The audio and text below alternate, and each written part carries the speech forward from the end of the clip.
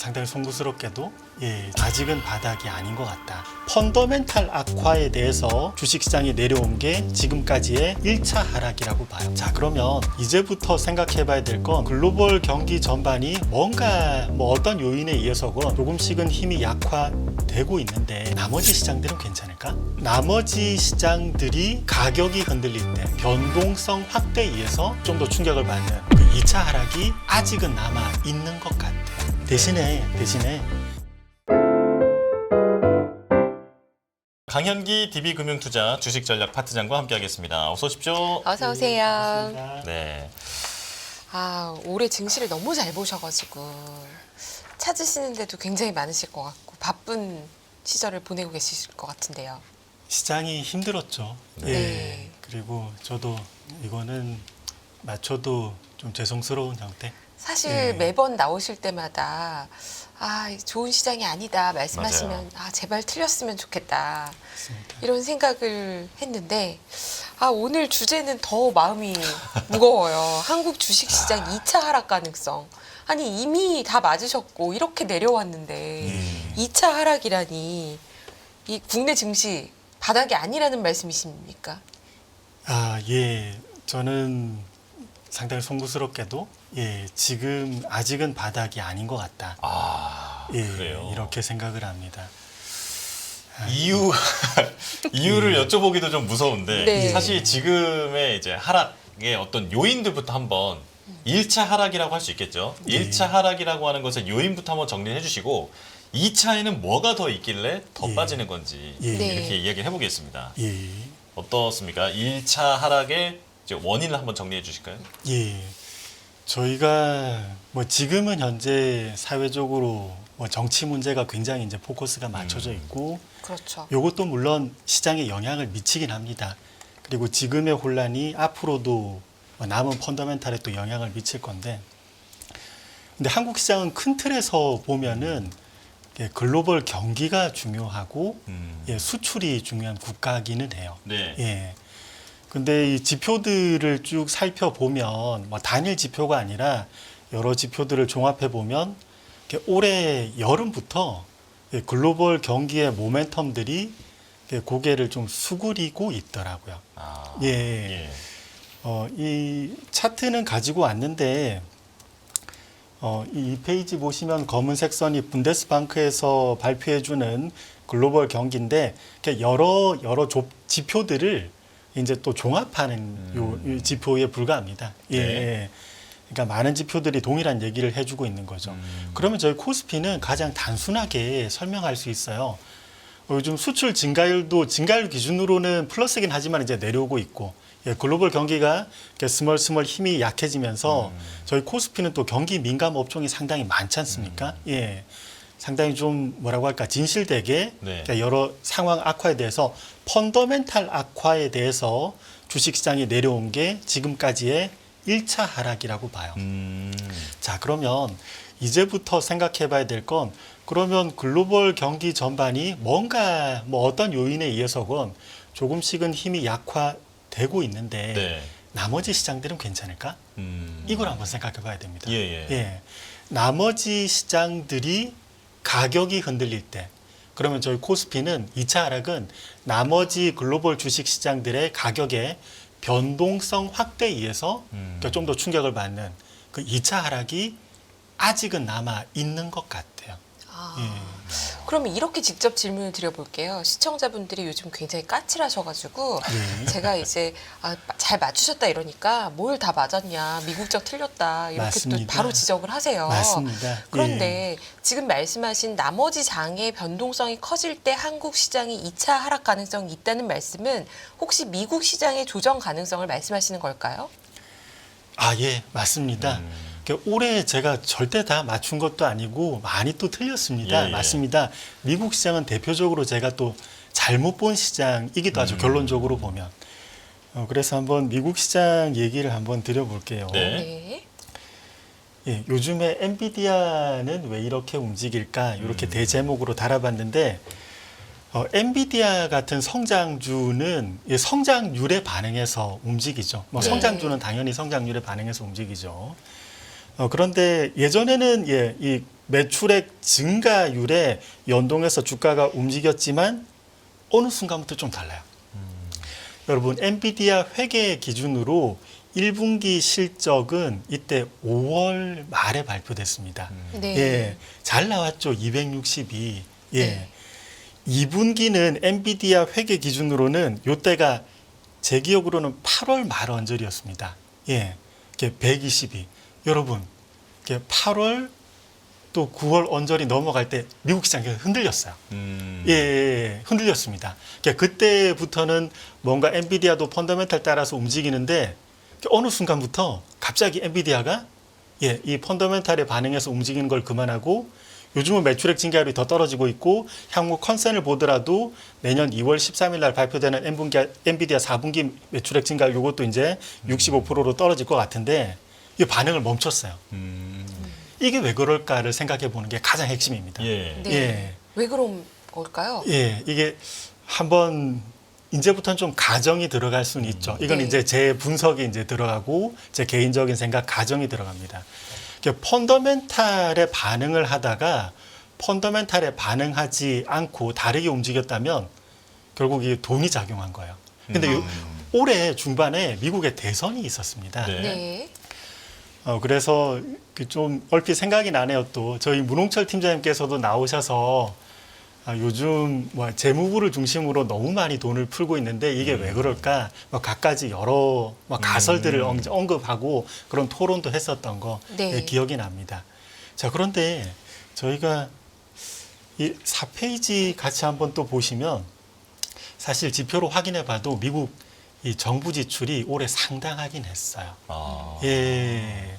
정부 지출의 정석은 경기가 안 좋을 때는 정부 지출을 많이 늘리고 경기가 반등하면 정부 지출을 늘리지 않는 게 이 정부 지출을 늘리는 정석입니다. 예. 그렇죠. 팬데믹 때는 많이 늘리는 건 맞았어요. 2020년 이때 트럼프 집권 거의 임기 후반 때 1년 요때 이제 돈 많이 풀었고 그리고 이제 바이든 행정부 들어오면서는 올해 GDP 증가율도 계속 올라갔지 않습니까? 네. 좋았습니다. 예. 하지만 정부 지출이 상당했어요. 이거는 뭐 국내, 국외 경제학자들 모두가 언급하는 거 왜 이렇게 정부 지출을 많이 푸냐? 예. 이거는 조금 뭔가 잘못돼 있을 수 있다. 그 목적은 뭐 정확하게 뭔지는 알 수 없죠. 예.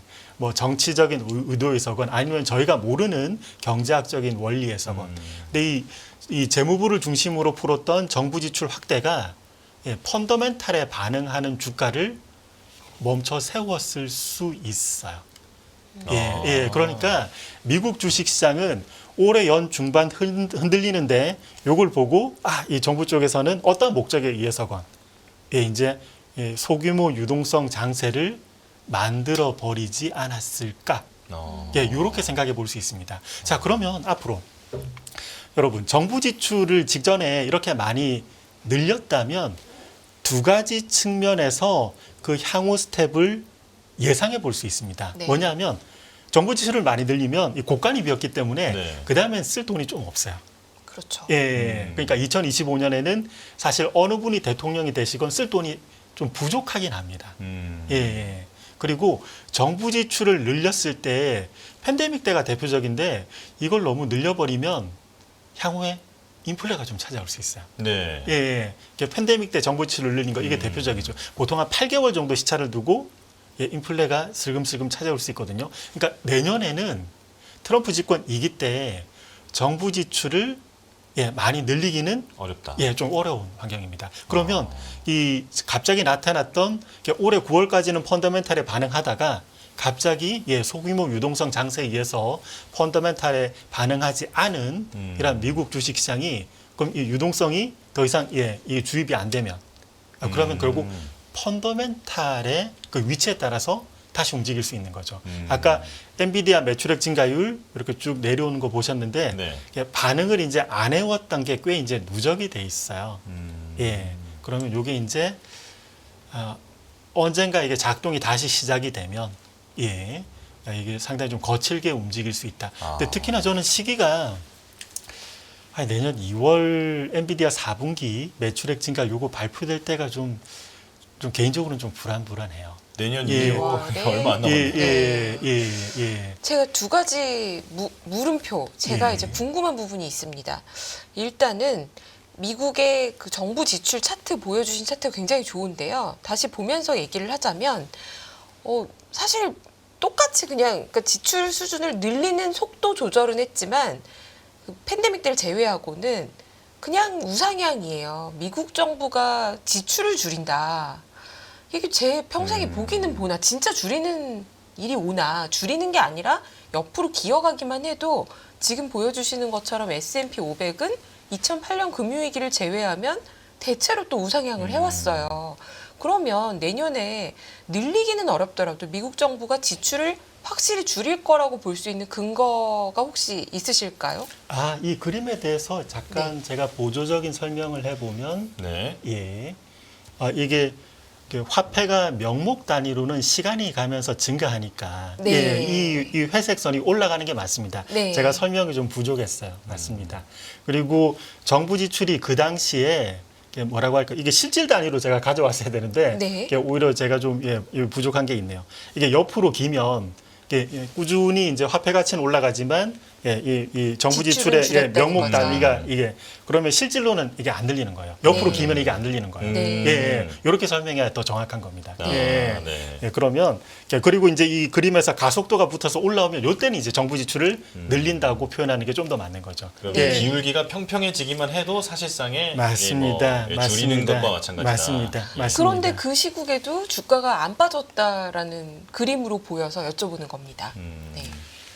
지출을 크게 줄이지 않았을 때도 예. 미국 시장은 조정을 받지 않은 느낌으로 보여서요.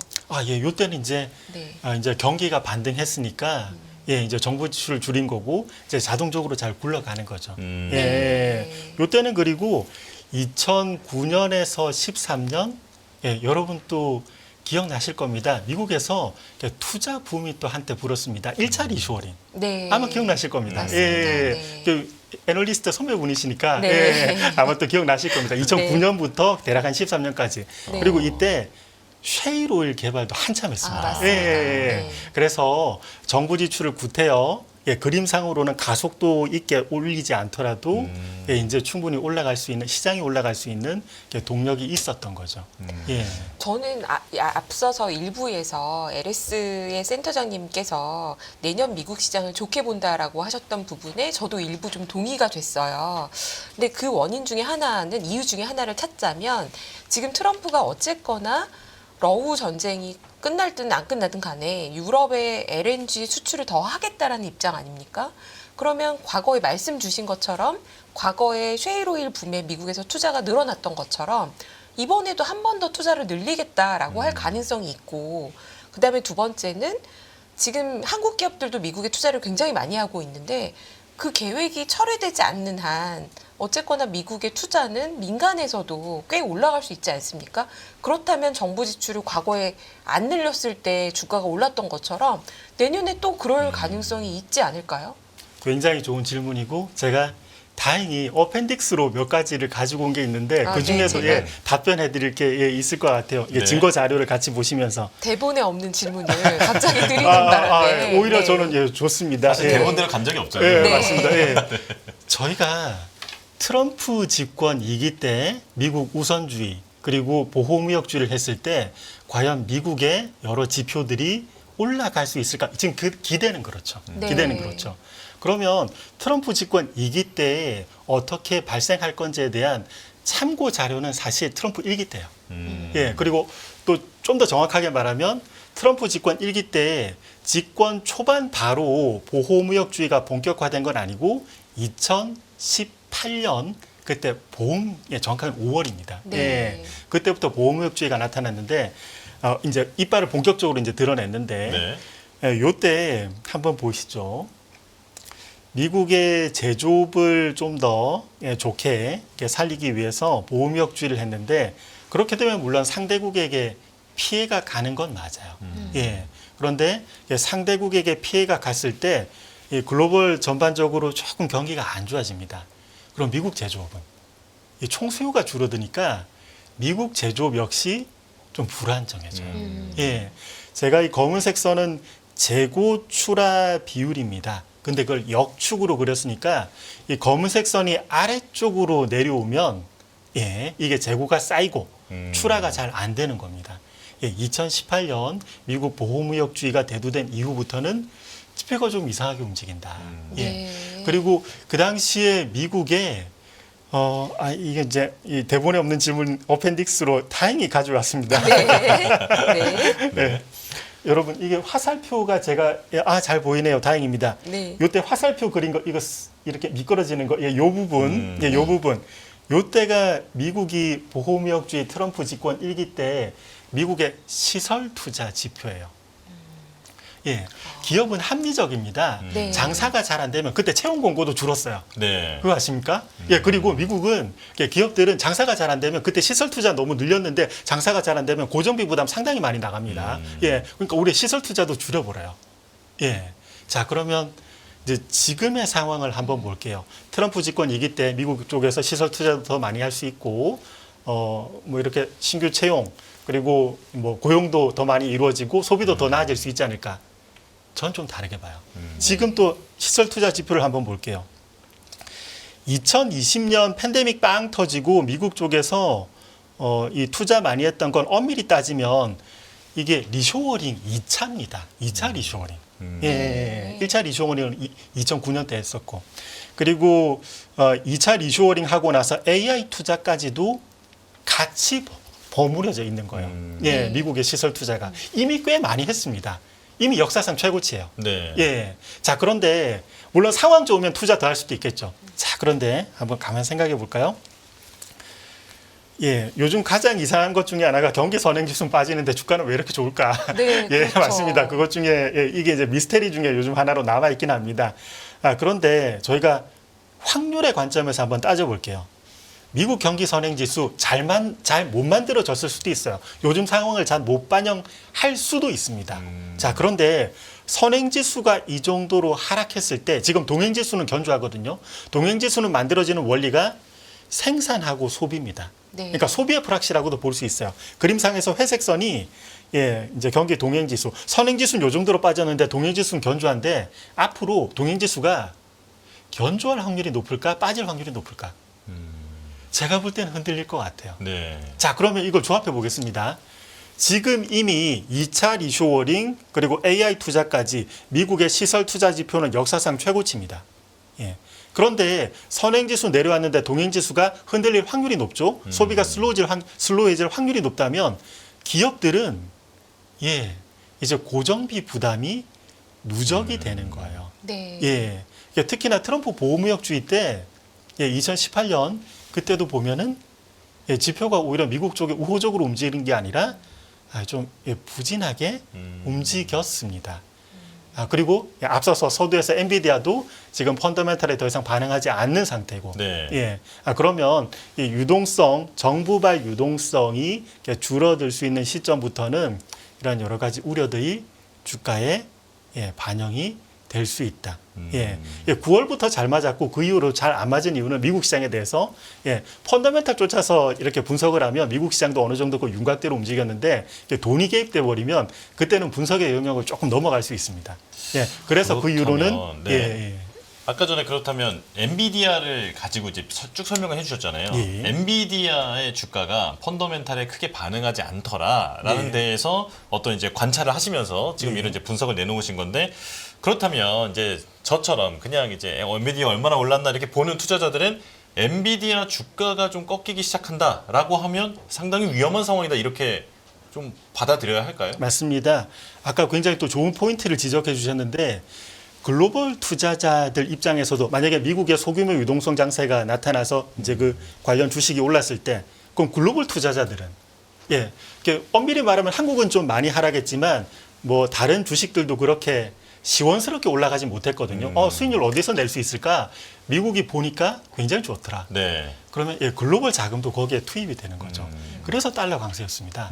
네. 글로벌 자금이 투입이 되니까 달러 사서 들어가야 되니까. 네. 자, 그런데 이후로 관련한 주가가 뭐 엔비디아를 위시해서 흔들려 버리면 이 글로벌 자금이 집중된 그곳에서 그 흔들림은 상당히 거칠어질 수 있고 저희 한국 주식시장 물론 트레일링 PBR 기준으로 한 0.85배 오늘은 조금 올랐으니까 0.87배 정도 될 것 같습니다. 근데 이게 완전한 락바텀이기보다는 미국 시장의 소규모 유동성 장세가 끝났을 때 펀더멘탈에 반응하면서 내려오는 그 한 번이 더 남아있다. 그 한 번이 더 남아있다. 아니 미국 오를 때 못 오른 것도 속상한데 네. 미국이 빠질 때 한국에 2차 하락이 남아있다고 하시니 예. 굉장히 지금 속상하신 분들이 많으실 것 같아요. 네. 예. 그런데 여기서 미국장이 안 빠지면 한국도 2차 하락이 없는 게 아니냐. 왜냐하면 너무 많이 빠져 있으니까요. 근데 미국장은 반드시 빠진다고 보십니까? 트리거가 될 만한 시점이나 아까 말씀하신 엔비디아 실적이 제일 2월 달에 걱정되는 트리거가 되는 이벤트라고 보십니까? 펀더멘탈 요인으로 이제 바텀업에서는 그렇게 보고 있고 또 유동성 공급에 의해서 주가가 왜곡되기보단 지표도 왜곡될 수 있거든요. 사실 돈의 힘에 의해서는. 예. 그래서 이 상황이 마무리됐을 때 좀 다른 여러 지표들도 좀 다르게 전개될 수 있는 부분, 이건 좀 관찰을 하면서 말씀드리는 게 나을 것 같아요. 대신에 예, 여러분 한국의 이후의 하락폭이 너무 크진 않을 거예요. 그래요? 너무 네. 크진 않을 거예요. 예. 비관 중에 그나마 낙관적인 1차보단 낫나요? 그럼요. 그래요? 그럼요. 예, 그건 너무 다행. 크진 않을 거예요. 네. 그러니까 이건 저희가 역사적으로도 경험한 바가 있습니다. 예, 요거 준비한 거 차트 한번 같이 보실까요? 네. 저희가 IT 버블 붕괴 때도 저희 코스피가 먼저 하락했습니다. 예, 뭔가 펀더멘탈 부진에 대해서 반응했죠. 여러분, 엔비디아 매출액 증가라고 한국 반도체 주가고 그래 보면 거의 비슷한 거 아십니까? 한국이 심지어 가장 요즘 굉장히 견조한 하이닉스 조차도 네네. 오히려 엔비디아 매출액 증가율에 잘 반응해서 움직였어요. 펀더멘탈 변화에 반응해서 한국 시장이 그때 한국 시장은 정점이 99년 12월이었습니다. 그리고 미국은 조금 더 버티다가 2000년 3월에 정점 찍고 내려왔어요. 그래서 미국 시장이 내려올 때 가격의 하락에 의해서 한국 시장이 조금은 더 내려가는데 1차 하락, 펀더멘탈이 부진한 거에 대해서 반응하면서 내려오는 그 하락보다는 그 규모는 그렇게 크진 않아요. 그리고 이후에는 미국 시장이 쭉 내려오더라도 한국 시장이 이제는 가격에 의해서 2차 하락이 진행이 되면 더 이상은 하락을 그만합니다. 옆으로 기어버려요. 전 이때는 제 생각에는 이렇게 글로벌 매크로가 돌지 않은 상태에서 시장이 바닥을 치면 그때는 중소형주가 움직이기 시작합니다. 그래서 저희가 전략을 한번 생각해 봐야 될 게 내년에 글로벌 나머지 시장들이 펀더멘탈 반영하면서 내려올 때 한국 시장도 일단 한 대는 맞는데 그렇게 그 폭이 크진 않을 것이고 이때부터는 중소형주를 중심으로 접근을 한다면 이제 수익률 보강은 이루어질 수 있다. 그때가 되면 미국보다 한국의 중소형주가 더 좋을 것이다. 수익률이. 전 이렇게 봅니다. 그 통상 한국 증시에서 중소형주가 좋을 때는 삼성전자 같은 대형주가 좋지 않을 때 대체로 맞습니다. 지수는 막혀 있으면서 중소형주가 좋을 때가 있지 않습니까? 맞습니다. 삼성전자에 대한 의견은 어떠십니까? 삼성전자는 그 자체로 뭐 중요한 분석의 대상물이지만 주도주 관점에서 볼 필요가 있어요. 네. 직전까지 주도력을 행사하다가 어느 순간 이제 좀 많이 내려왔는데 보통 이제 주도 섹터는 그 이후에는 좀 한동안 상당히 쉬는 경향이 있습니다. 예전에 차화정 장세 한번 보십시오. 네. 차화정 장세 2010년, 11년까지 주도력을 행사하다가 도대체 몇 년을 쉬었습니까? 주도 섹터는 한번 주도력을 행사하면 그다음 쭉 쉬는 경향이 있습니다. 그러면 이쪽의 수급은 쉽게 못 들어가요. 네. 시장의 원리를 이렇게 기본 속성을 보더라도 그러면 이 나머지 종목에 대해서 수급이 이제 충분히 스며들 수 있는 여지가 있는 거죠. 그래서 여러 가지 조합을 이렇게 퍼즐을 맞춰봐도 내년에 상당히 송구스럽게도 가격에 의한 2차 하락 요게 나타난 다음에는 그 다음에는 한국의 중소형주가 예, 미국보다 좋을 것이다. 제가 볼 때는 예, 이렇게 봅니다. 한국 중소형주 투자는 정말 난이도가 높은 것 같아요. 맞습니다. 어떤 섹터를 봐야 할까요? 아니면 어떤 전략으로 접근해야 할까요? 저희 한국 쪽의 중소형주가 물론 굉장히 위험성이 많은 곳도 있어요. 네. 예, 어떤 상당히 저도 안타깝지만 작전 세력이나 네. 이렇게 일시적으로 무너지는 그런 것들, 예, 그런 것을 효과적으로 좀 더 걸러내기 위해서는 예, 실적하고 주가하고 같이 올라가는 거 좀 면밀하게 살피긴 해야 됩니다. 이것만으로도 물론 부족하지는 하지만, 예, 그래서 아주 어려운 순간에도 매출액 증가율이 늘어나고 예, 주가도 예, 같이 올라가는 예, 이러한 그때 상황을 봐서 해야 돼요. 이거는 지금의 섹터를 뭐 찍는 것보다는 그때 상황을 보면서 같이 해야 돼요. 예, 그래서 예, 누군가는 그러시더라고요. 대형주 올라갈 것 같을 때는 예. 그냥 삼성전자를 사고 예, 아니면 코스피 레버리지를 사고 지수를요. 예, 중소형주 장세인데 내가 종목을 정말 못 고르겠으면 코스닥 레버리지 ETF를 사라. 예. 이런 의견은 어떻게 보십니까? 섹터가 워낙 혼란스럽게 돌아가니까 내년에 코스닥 지수는 좀 오를 여력이 있다고 보시나요? 코스닥 지수 자체도 아주 시원스럽게 이렇게 올라갈까? 요건 모르겠습니다. 오히려 종목별로 대응하는 게 나을 것 같습니다. 예, 이렇게 종목별로 이제 그때가 되면 저도 연구 잘 해서 이렇게 올 테지만 아직은 그 기회 요인이 남아 있는 거다. 2차 하락의 여지가 있으니까 아직은 조금 더 스탠바이하고 예, 이후에 내년 상반기 어느 시점이 되면 전 아마 돌변할 거예요. 예, 돌변할 거예요. 지금입니다. 예, 이렇게 말씀해 맞습니다. 주시는 거죠? 맞습니다. 예, 돌변할 겁니다. 예, 그때가 되면 한국 중소형주가 글로벌 누구나 다 탐내는 아주 좋은 예, 기회를 맞은 시장일 거다. 이렇게 한번 그때 좀 연구해서 네. 또 이제 골라서 오겠습니다. 제가 지수 레버리지 ETF까지 여쭤봤던 이유는 아니 중소형주 좋아질 거라면 뭐라도 좋은 거라도 하나 주세요 이렇게 그러니까요, 예. 말씀을 드렸더니 아니 내 말을 왜 아직도 못 알아들어 지금 아니라고 2차 하락 온다니까 2차 하락 오면 그때 내가 얘기해 줄게 맞아요, 라고 맞아요. 말씀하시는 것 같았습니다. 그러면 조금 이제 내용을 좀 정리하는 차원에서 그 2차 하락의 폭은 어느 정도로 될 것이라고 예상하시는지와 시기는 어느 정도 될 거라고 생각하시는지 그것도 좀 전망해 주실까요? 예, 1차 하락의 3분의 2 또는 절반 정도 규모의 하락일 것 같습니다. 예. 그리고 그 시기도 비슷하죠. 뭐 그 절반에서 3분의 1에 해당하는 시기. 저희가 여름부터 지금까지 대략 한 6개월 정도 빠졌는데 예, 2차 하락은 한 뭐 3, 4개월? 예, 그보다 좀 더 짧게도 될 수도 있고. 이렇게 이제 강렬한 하락 이후에는 그다음에 이제 지수 기준으로는 횡보세. 예, 종목은 개별적으로 예, 종목 장세. 이렇게 이제 전개될 가능성은 높아 보입니다. 네. 그러면 전 예. 이제 시간이 많이 지나가긴 했는데 예. 그 최근에 지금 미국장에 대해서도 좀 여쭤보고 싶어요. 그럼 테슬라 또 신고점 뚫고 올라가고 막 그러잖아요. 맞습니다.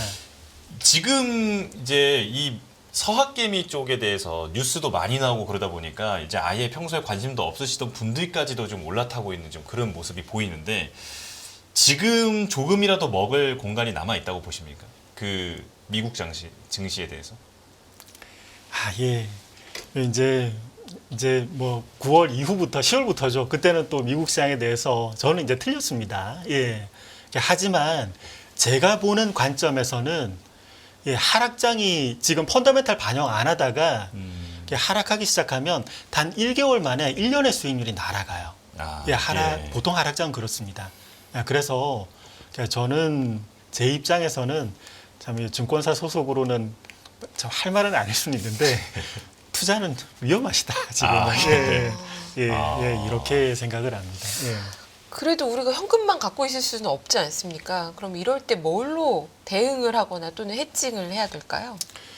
여러분 트럼프 시대에 인플레이션 올 수도 있다. 뭐 네. 관세 때문에라도 네. 이렇게 말씀하시는데 여러분 트럼프 일기 때 물가 빠진 거 아십니까?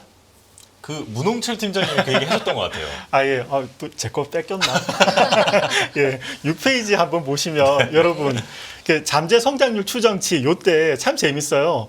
예, 이 채용 공고도 잘 안 되고 줄고 뭐 이제 일자리가 많이 없어지는 거죠. 예, 재고 출하 지표도 허물어지고 예, 이제 뭐 투자도 잘 안 되고 시설 투자. 그러니까 결국은 미국의 잠재 성장률 추정치가 내려가는데 제가 명목 단위로 가지고 온 건 이게 물가하고 같이 볼 수 있어요.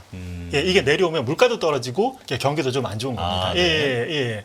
예. 트럼프 집권 1기 때 보호무역주의 미국 물가 빠졌습니다. 자, 그러면 미국 물가가 내려갈 때 채권은 그럼? 예. 채권에 대해서는 저희가 좀 더 자산 배분 관점에서는 예, 좀 긍정적으로 생각해 볼 필요는 있지 않을까. 이렇게 예, 판단이 됩니다. 네. 네. 알겠습니다. 자, 지금 딱 시간 주차를 잘 해주셨어요. 자, 여기서 이제 인사드리도록 하겠습니다. 자, 강영기 DB금융투자 주식전략 파트장과 함께했습니다. 고맙습니다. 감사합니다. 감사합니다. 안녕하세요. 유승입니다. 더 많은 영상을 보고 싶으신 분들은 화면 오른쪽에 있는 구독 버튼을 눌러주시기 바랍니다. 그리고 영상을 보시면서 좋아요는 필수인 거 아시죠? 항상 인포맥스 라이브를 사랑해 주셔서 감사합니다.